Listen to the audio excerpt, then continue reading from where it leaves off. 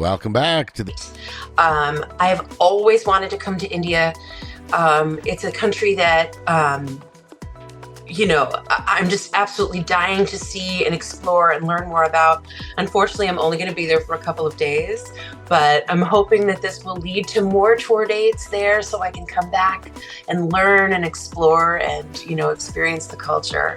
Traveling the world is the ultimate gift of being a jazz musician. It really is. Well said. Now, why we're even more excited is while the first three acts will be led by pianists, the finale has vocals by you. Do you have any special guests you're going to introduce us to when you're here? Yes, I'm actually bringing a very special guest with me, one of the finest tenor saxophone players on the planet. His name is Joel Fromm.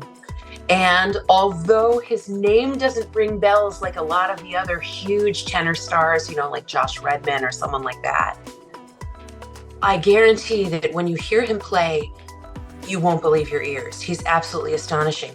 And on top of that, he and I have a really close personal relationship in addition to our musical relationship that goes back like 25 years. So when we play together, it's this incredible emotional experience, especially on a ballad. And then on something fast or like a samba or something, he just shreds. So he's going to make the show very exciting.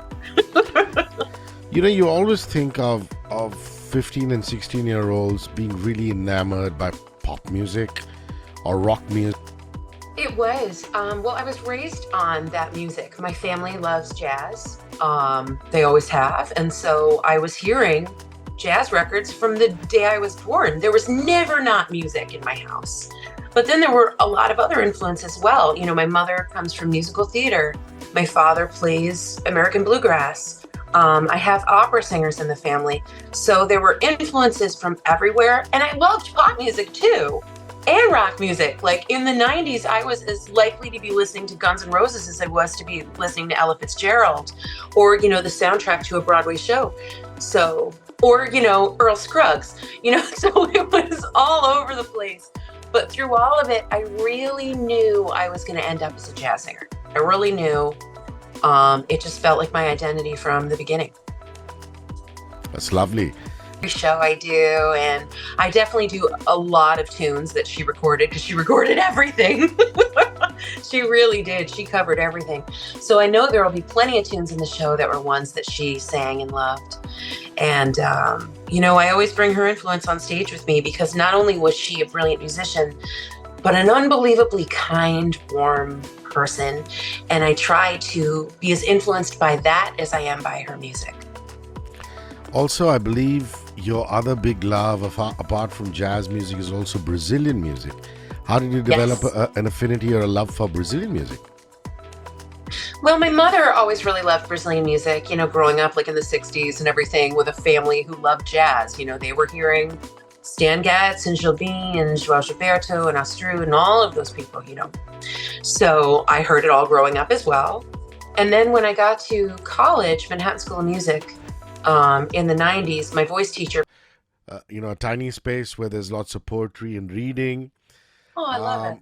So you'd be happy with what you see at the National Center of Performing Arts. Oh, I love it. Oh, I got to see the whole building now. Yeah. And we can't wait to have you here, Jane, and listen to you. Have a great one. Have a safe trip to India. Cheers. I will. Thank you. Good night. Thank you so much. Explosive performance. How are you guys? Woo! We're good. How are you? We're great, yeah. It's great to be in India. It's my first time in India ever. Oh, lovely.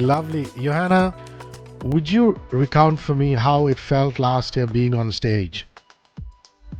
It felt absolutely amazing. I have been to India before, but not in Mumbai. And I must say, the Indian audience was a blast. I mean, first of all, everybody treated us so friendly. And the people were and I really, really, honestly cannot wait to feel that again because the Indian audience is perfect. Oh. Yeah, Johanna, you're going to be happy. Okay. Johanna, tell me about the reaction to the Coke Masala Blues. Well, that was quite an insider. we had of it. The Coke, you know, that's one of, I think, Thilo's favorite beverages, right? And then, of course, in India, we love masala and the curry and everything. And we in Germany also enjoy that a lot. And then when Thilo found out that there was actually a drink that's called improvised blues, and we tried to, you know, bring that on stage in form of a song, and we also spoke a little about other foods and beverages in that. Maybe nuts together.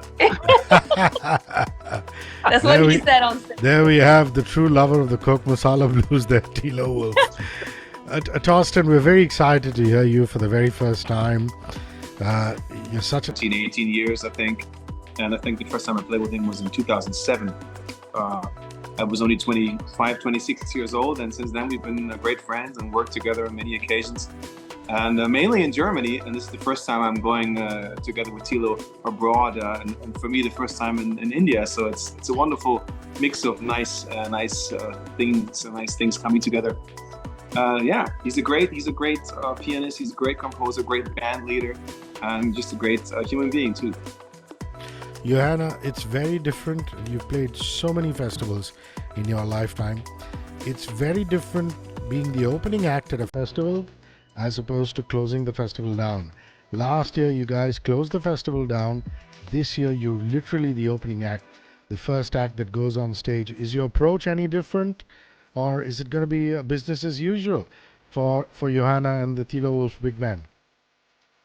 To be honest, it doesn't matter, because my aim on stage, and I would say I can speak for the whole band here and for Thilo and for Torsten, we are always giving our very best, and we are always like aiming for the best, most exceptional performance that we can probably do. So I would even say, watch out, other bands, because we rip off the roof at the first day.